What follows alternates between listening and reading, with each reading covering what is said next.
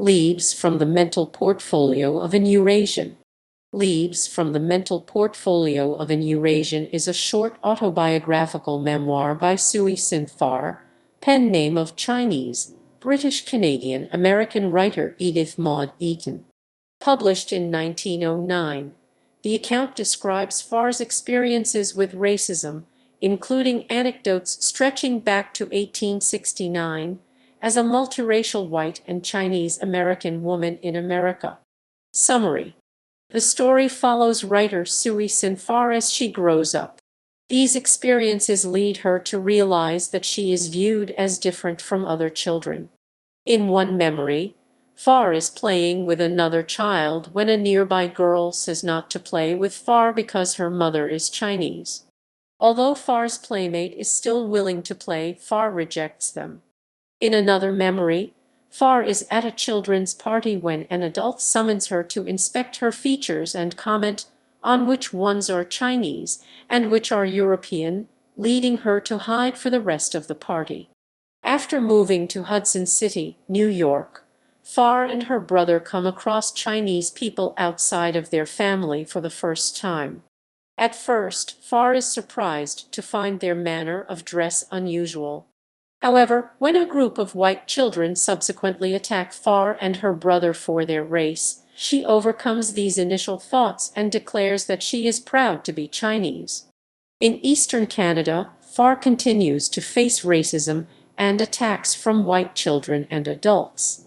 She overhears comments from strangers who witness her family, encounters threats of violence, and faces questions about her home life and cultural habits. Throughout her childhood and teenage years, Far remains troubled by the racism that she faces, and she experiences internal conflict over her multiracial identity. After frequently visiting the library and educating herself on China, she gains confidence and pride in her heritage and is bothered not by her ethnicity, but by others' prejudice.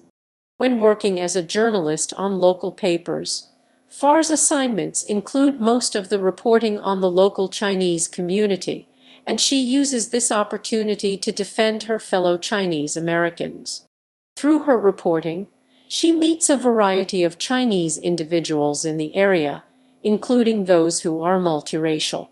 Although Far faces a lack of acceptance from some Chinese Americans because she is mixed race, she remains optimistic for the future of multiracial Asian Americans. While Far is living in a small Midwest town, her employer and co-workers begin making derogatory comments about Chinese people, unaware of Far's Chinese heritage. When she reveals that she is Chinese, her employer immediately apologizes and realizes his ignorance. However, the truth about Far's ethnicity spreads to the rest of the town, so she must leave to avoid the subsequent prejudice. Far becomes a journalist in San Francisco and is delegated to obtain newspaper subscriptions from Chinatown residents.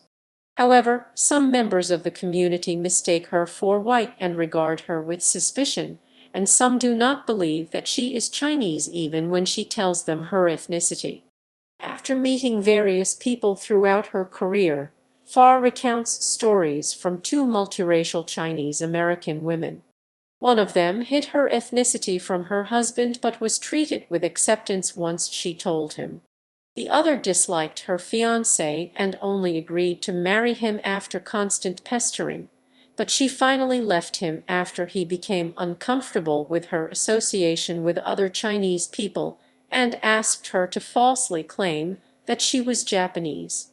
To conclude her memoir, Far explains that she remains sincere in her writing despite pressure to pursue literary fame by subscribing to Chinese stereotypes.